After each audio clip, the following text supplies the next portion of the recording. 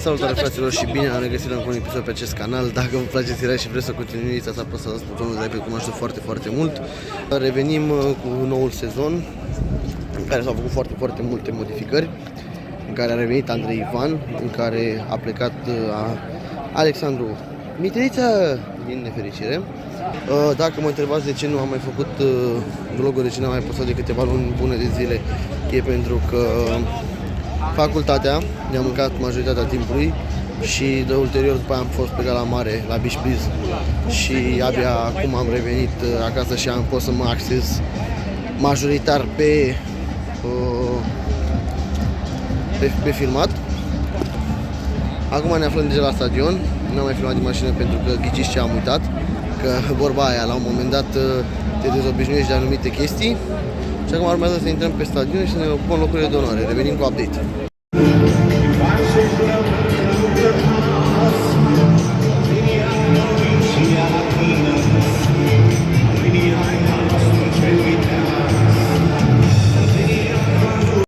Un rezultat corect, 1x și 2+. Ori interval goluri Pitești, 1-3 goluri. Și de ce nu și un GG? Sperăm că nu se repetă povestea, cum a fost cu Arad, i-am condus cu 3-0 și ne-au întors și au făcut 3-3. Sperăm că de data asta, dacă ne luăm un avans, că putem să ținem de el. În acest moment, cu numărul 77, debută Știința pentru Paco! Iseco! Numărul 11 și capitanul Științei, Nicușor! Paco! Numărul 11, debut pe reglementul pentru Mihnea! Adulescu! Numărul 19, Vasile! Bogoș! Numărul 3, un nou debut pe teren propriu pentru Știința, etapa trecută a dat la Arad, Alexandru Romanciuc! Numărul 24, un nou jucător pentru Știința, Nicola! Numărul 8, de viață, iubește Știința, Tudor! Hăluță! Numărul 23, noul leu al Științei, Samuel! Teles! Numărul 14, Ilies! Uri! Numărul 10, Ștefan! Bayram! Numărul 9, Al-Hafadi! Asan! Antrenorul Științei, Mirel! Rădoi! Rădoi! De aici împreună de Mercu și începem cu răbarea inversă. 10, 9, 8, 7, 6, 5, 4, 3, 2, 1. 1 postină.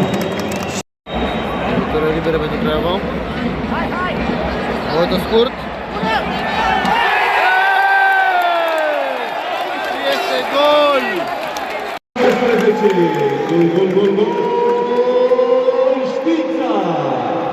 A înscris pentru echipa noastră jucătorul cu numărul 27 de la FC Argeș. Autogol Roberto Sierra. Universitatea de la FC Argeș. 1-0. Lovitură liberă periculoasă pentru Argeș.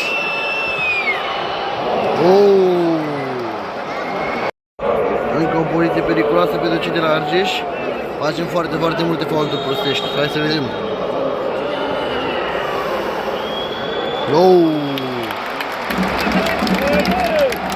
S-a executat cornerul. Încă o fază periculoasă în afară. Altă lovitură liberă, dar de data asta acurată pe nedrept. Și este gol! Și este gol! Nu se poate așa ceva.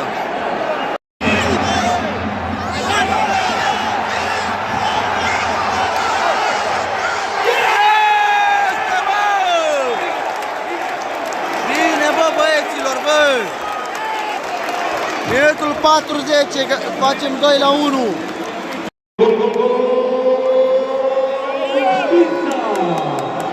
A înscris pentru echipa noastră primul gol în tricolul Științei, Mihnea!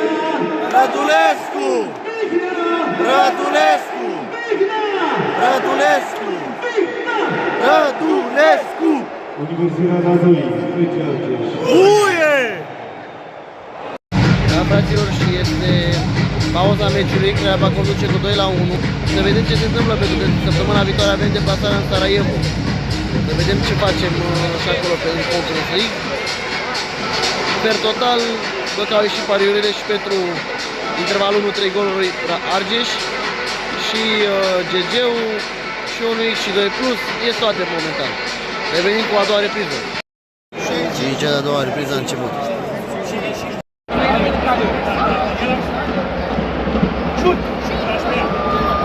Oh! Frumoasă încercare, frumoasă încercare.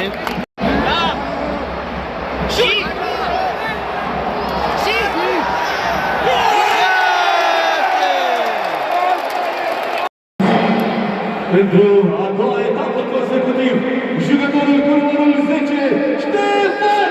Bayram! Ștefan! Bayram! Ștefan! Bayram! Ștefan!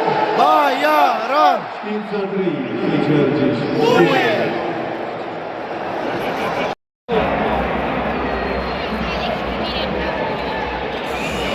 Mignea!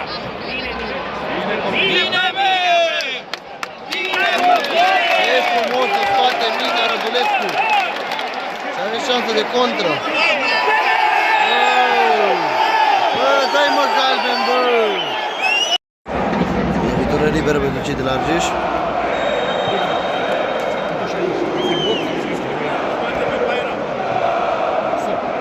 Oh!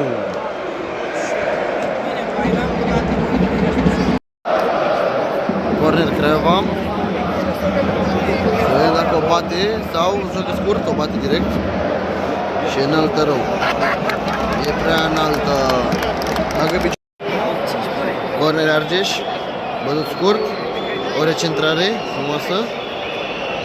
Fără rezultat. Și este out tot pentru Argeș. Și meciul se încheie, doamnelor și domnilor, victorie convingătoare cu 3-1. A fost o primă repriză destul de incitantă, puțin așa, un 2-1 regulamentar la pauză, 3-1 la final. Per total un meci încadrat din punctul meu de vedere la cuminte, adică niciuna dintre echipe n-a arătat ceva spectaculos, Craiova prezintă potențial destul de mare la cum s-a prezentat meciul ăsta, dar nu mai contează acum, Craiova a câștigat, a fost un meci frumos. Dacă v-a plăcut, nu uitați să apăsați butonul de like, să dați un share pe Facebook, mă ajută foarte, foarte mult. Follow aboram.radu pe Instagram, vă las în descriere TikTok, contul de TikTok. Eu v-ați Băran și până data viitoare, eu m-am dus.